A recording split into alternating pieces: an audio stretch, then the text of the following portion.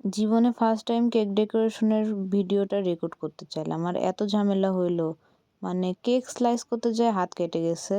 দেখা যাচ্ছিল কিনা জানি না, হাত কাটাটুকু আর মানে নখও উঠে গেছে।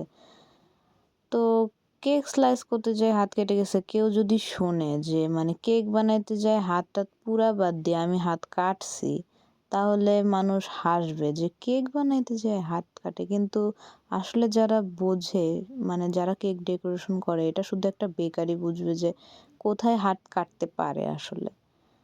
তো যাই হোক, এখন প্রথমবার আমি কেক ডেকোরেট করতে চাইলাম, মানে অনেকেই দেখি এইরকম ভিডিও করে, তো আমি একটু ইন্সপায়ার হয়ে ভিডিওগুলা করতে চাইলাম।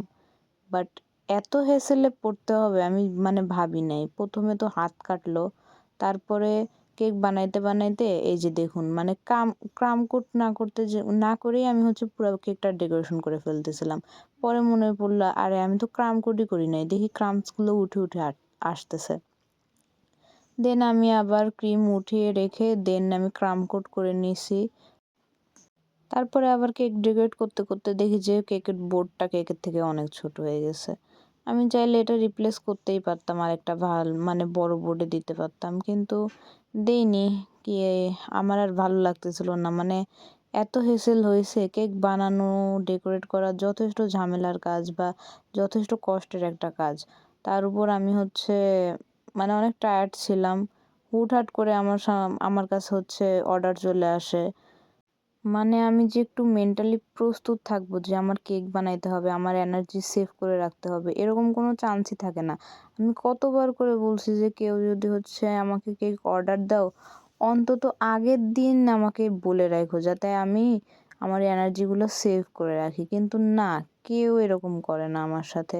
মানে হুটহাট এসে বলে যে আমার কেক লাগবে, কেক লাগবে। তাইলে কিরকম একটা হয়ে যায় না? মানুষ ২-৩ দিন আগে বলে রাখতে বললে, যারা এরকম হুটহাট মানে অর্ডার দেয় তাদের অর্ডার নেয়ই না। আর আমি মানে কি আর বলবো, যাই হোক। আমার ক্ষেত্রে ২-৩ দিন আগে তো অনেক বড় কথা, ১ দিন আগেও কেউ বলে রাখতে চায় না। যেদিন নিবে রাতে লাগবে, বিকালে বলবে। মানে বিকালে লাগবে, সকালে বলবে, এরকম।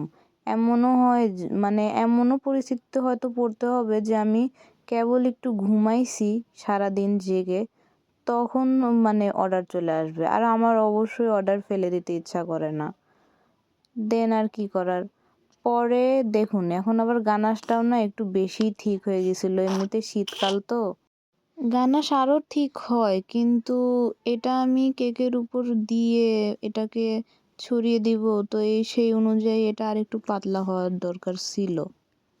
তবে এই কনসিস্টেন্সিটাও মানে খারাপ হয়নি। যাই হোক, তো এত প্রবলেম হয়েছে আমার এই এক রেকর্ড করতে যায়। আপনি দেখবেন, একটা কাজ যদি আপনি ৫ মিনিটে করতে পারেন, তাহলে সেটা আপনি রেকর্ড করতে যেয়ে আপনার ১০ মিনিট সময় লাগবে। আর কেক বানানো তো আরও প্যারা, সেটা অনেক টাইমের ব্যাপার। সেটা যদি আমি আবার রেকর্ড করতে যাই, তাহলে সেটা আরও কত টাইম নেবে, মানে বলার বাহিরে। আর এটা তো শুধু টাইমই নেয়নি, প্লাস আমার মানে অনেক প্রবলেমে পড়তে হয়েছে, বললামই তো সব। তো আমার কাজ যদি মানে ডেকোরেশন করাটা যদি ২০ মিনিটে হয়ে যায়, আমার আধা ঘন্টা সময় লাগছে কেকটা ডেকোরেশন করতে। তো এখন আমি কেকের উপর লিখবো। আমার সব কিছুই অনেকটা পারফেক্ট হয়ে গেছে, কিন্তু লেখাটাই আমি অতটা এখনও পারফেক্ট করতে পারি নাই। মানে আমার হাতের লেখা তাও সুন্দর আছে, কিন্তু ক্রিম দিয়ে লিখতে একটু কষ্ট হয়ে যায়, তো হাতের লেখা একদমই খারাপ হয়ে যায়। আর প্লাস কেকের উপর যদি মানে পেঁচিয়ে না লেখা হয় না, তাহলে দেখতে সুন্দর লাগে না।